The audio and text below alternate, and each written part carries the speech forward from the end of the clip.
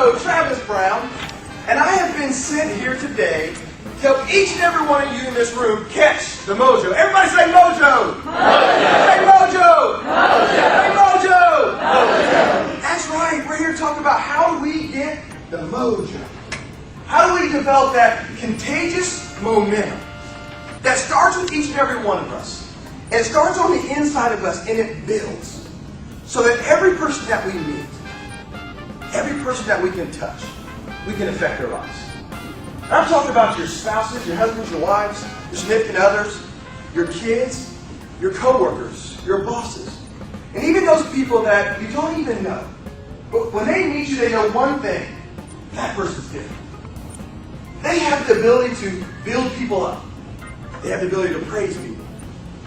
They have the ability to inspire people to do more than you ever thought possible. That's what I call the mojo factor. Everybody say mojo! Mojo! So today is about how do we capture that? How do we build that contagious momentum? How do we take it and develop it and begin to rub off on all those people around us? As a matter of fact, I was trying to figure out, how do I teach the mojo factor? How do I show people how to create that in their lives?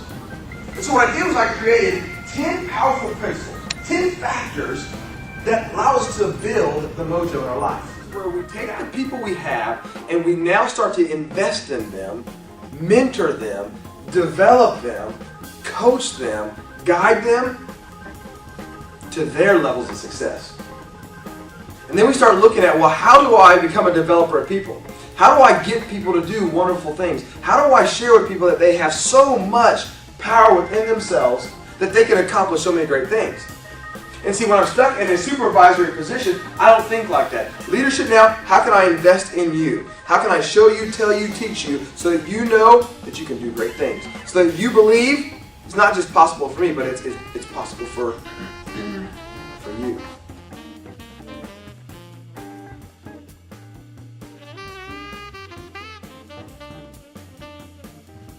See, we have to quickly realize that leadership is not a position that we play at work. Leadership is who we become. So we have to gather all of these intricate pieces, put them together so that we can be complete. So when our people look at us, they know, they trust it. Because let me give you a tip. When you get to that point, people are going to start wanting to know what's going on. They're going to know how you got your organization going. They're going to know, well, why is your department so much different than everybody else's? Why is yours positive? Why are your results there? Why are your team inspired to do things when everybody else is just stuck on being average? You know the word I like to use for average? Irrelevant. And some of us have got to the point that we don't really make a difference one way or another. And that's what I don't need this change. Who needs change like this? I could have done this to myself. I don't need to be this frustrated. And then you're like, okay, I don't need it. Now I don't want it. The resistance to change is just like overwhelming. No, stop, don't. Can I get my old computer back? Can I uninstall 2007 and put 2003 right back on there? And then you start going, okay. If it's not go away, I got to figure out how to do this thing. You start to muddle through it. You're mad about it though. You're frustrated. You're like, I can't believe I have to do this. I can't believe I have to use this. Why can't they make it so simple? Why does the change have to be so difficult? And then eventually, you come around after you start using it, and using it, and using it, you go, oh, it's not so bad.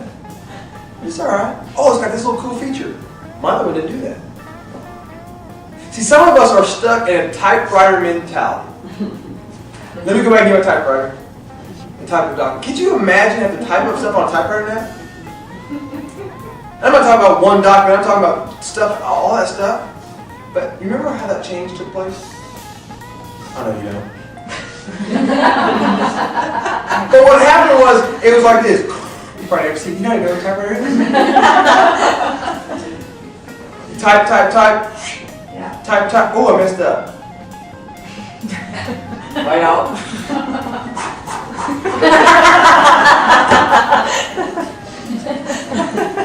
Put it back in there. Oh, now it's all over the floor. They messed it all up. Now you're messed up. And somebody once told you, watch how easy it's going to be. You're going to type it up into this thing right here. Then you can hit this button right there, and it's going to come out over there on a piece of paper. You have no. Think about that. Cell phones. Hardly anybody doesn't have a cell phone. I'm walking home from school with my daughter the other day, and there's like 2 little 3rd graders talking on their cell phone. Hey. Yeah, that's what they're doing. Kids talking on cell phones now. But remember what happened? It was, you mean to tell me I don't need a home phone? You mean to tell me that I'm going to be able to take this big old phone, just cord and take it with me? Because that's what they had. We had that, what I call my generation, the Zach Morris brick phone. Yes. There's this big gray phone that Zach Morris had on Saved by the Bell. And that was like the first one. That one came after the bag phone though. In the car. Those were little cool people that had them. But we've started to do this, and now we're like, I can't imagine going in without my phone. I am just attached to my Crackberry. I mean, it goes everywhere. I have it with me. As soon as it goes off, I'm right there in it. Get digging out my pocket, I hear it beeping. Because now it's like a way of living. Think about that. 8 tracks. Now I gotta admit, you don't know what 8-track is either. That's okay, because I didn't know that 8 tracks had more than 8 tracks on it. I thought 8-track only had 8 tracks. They said I was educated. 8-track could have up to 12 tracks on it. Well, from 8-track, it was like big, thick, like this big, put it in there. And then it went to a cassette. Not bad, because like you could look at the cassette and you could realize like, okay, if the tape was right there, I could flip it over on this side, put it on the other way, and my song was going to be on right there. My jam was right there. And went to a CD. Like, oh, the CD's kind of cool, but I've got a CD player. So I bought a little Sony one, a little disc one, and put the little plug in there and have both of them right, so you can listen to your new CDs. And now it's what? iPods, MP3 players. You're like, you can have this little tool right here that has 30,000 songs on it. Who knows 30,000 songs? But see, that is the advancement of technology that has put us in a position, but that has been some serious change. And that's what happens in your job. And your people. But how many of you like to go back to the rotary dial telephone?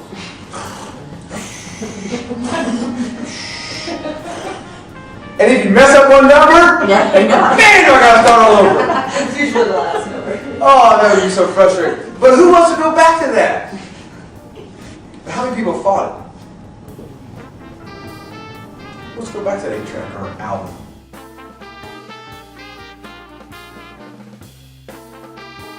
When you have people that are doing those things, operating in situations, it's because their self-belief isn't there.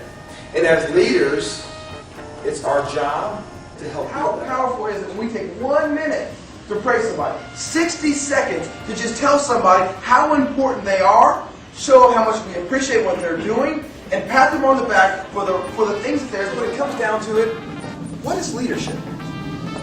Author and leadership guru John Maxwell defines it in a very simple way. He says that leadership is our ability to influence people, no more, no less. So maybe the question is, how much influence do you have right now with your people? How well do they respond to the things that you ask them to do? Now I know quickly many of you are going, but Travis, how do I get more influence? It's easy. Build stronger relationships. And those relationships are built from our daily interactions with our people.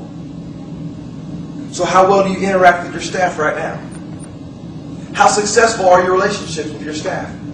How well do you handle the conflict that's going on in your office? The turmoil between 2 people on your team? How well are we able to handle those people that don't seem to even want to be motivated? How well are you interacting each and every day?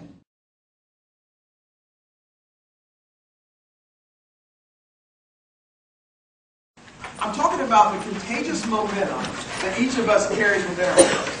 And it starts with characteristics like passion and excitement and enthusiasm. It tackles things like our character, courage, and all these things build up inside us that says, do you have the mojo? And if you don't, what are we going to do to help you bring the mojo back?